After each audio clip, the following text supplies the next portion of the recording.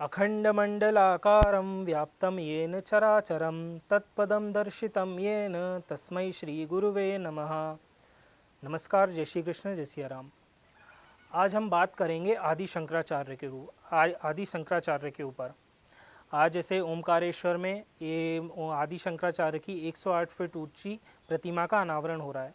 तो कौन है आदि शंकराचार्य? तो ये हमारे सनातन के पूर्व के अद्वैत के बहुत बड़े प्रचारक थे।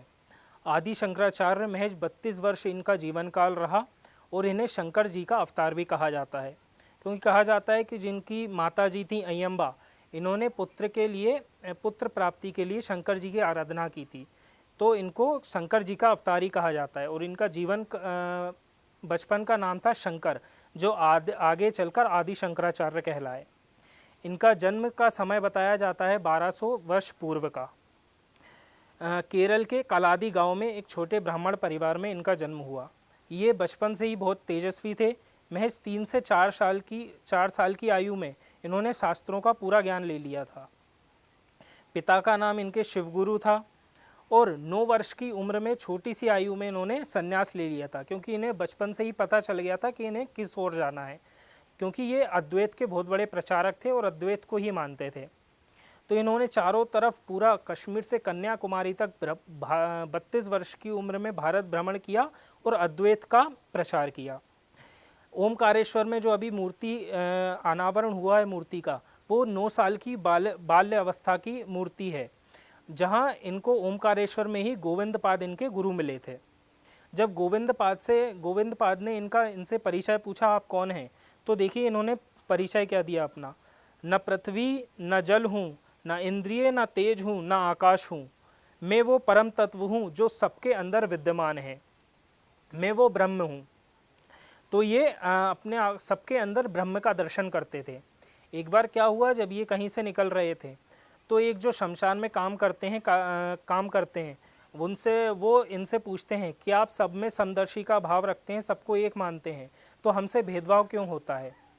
तब ये इतने निर्मल स्वभाव के थे कि उनसे ही मांगते हैं कि मैं क्षमा मांगता हूँ आपसे, आप ही मेरे गुरु हैं और मैं आपका शिष्य हूँ। तो इतना इनका वात्सल्य भाव था और इतने निर्मल भाव के थे ये। तो इन्होंने ब्रह्मसूत्र, गीता, उपनिषद पे काफ़ी 100 से ज़्यादा किताबें लिखी हैं। और द्वैत और अद्वैत, सनातन में ये 2 दर्शन हैं। जैसे द्वैत अर्थात जो भजनानंदी रहते हैं वो द्वैत से ब्रह्म को प्राप्त करते हैं, और अद्वैत अर्थात ज्ञान से, जितना ज्ञान आप अर्जन कर सकते हैं, ज्ञान से ब्रह्म को प्राप्त किया जा सकता है। तो जो ये शंकराचार्य थे वो अद्वैत के प्रचारक थे, जो सब में ब्रह्म को दर्शन करते थे। और जो हम कहते हैं हमारे 4 धाम हैं, 4 धाम जिन्हें हम कहते हैं सनातन में, उनकी स्थापना भी आदि शंकराचार्य ने की थी। इन्होंने दक्षिण में रामेश्वरम में श्रृंगेरी शारदा पीठ की स्थापना की, जिसमें यजुर्वेद का प्रचार किया। यहाँ से इसका मंत्र था अहम ब्रह्मास्मि।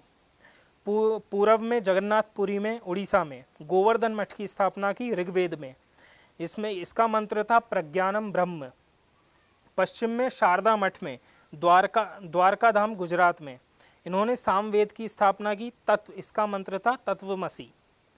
और उत्तर में ज्योतिर्मठ की बद्रीनाथ में इन्होंने ज्योतिर्मठ की स्थापना की अथर्ववेद के रूप में, इसका मंत्र था अय आत्मा ब्रह्म। और इनका सबसे बड़ा मंत्र था ब्रह्म सत्यम जगन मिथ्या ब्रह्मैव जीवो ब्रह्मैव ना परा। ब्रह्म सत्यम जगन मिथ्या अर्थात ब्रह्म ही सत्य है, जगत मिथ्या है, जीवो ब्रह्मैव ना परा, और जीव ब्रह्म से परे नहीं है, मतलब जीव ब्रह्म के समांतरी है।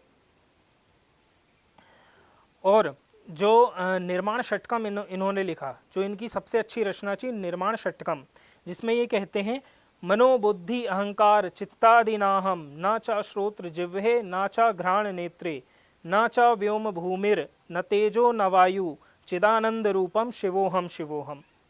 ना मैं बुद्धि न अहंकार हूँ, चित्तादिनाहम ना मैं चित्त हूँ, न श्रोत्र जिह्वे न घ्राण नेत्रे ना मैं नेत्र हूँ, न व्योम भूमिर न तेजो न वायु, न तेज हो न वायु हूँ, मैं कौन हूँ, मैं चिदानंद रूपम शिवोहम।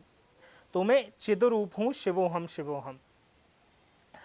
तो ये हमारे बहुत बड़े प्रचारक निकले जिन्होंने 32 वर्ष की उम्र में केदारनाथ में समाधि ले ली।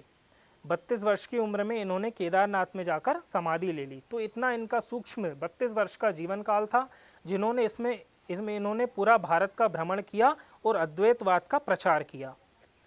तो एक छोटी सी आदि शंकराचार्य की ये सूचना थी। आपको अच्छी लगी हो वीडियो तो लाइक करें, शेयर करें एंड कमेंट करें, और आगे भी मेरी वीडियो देखते रहें। धन्यवाद।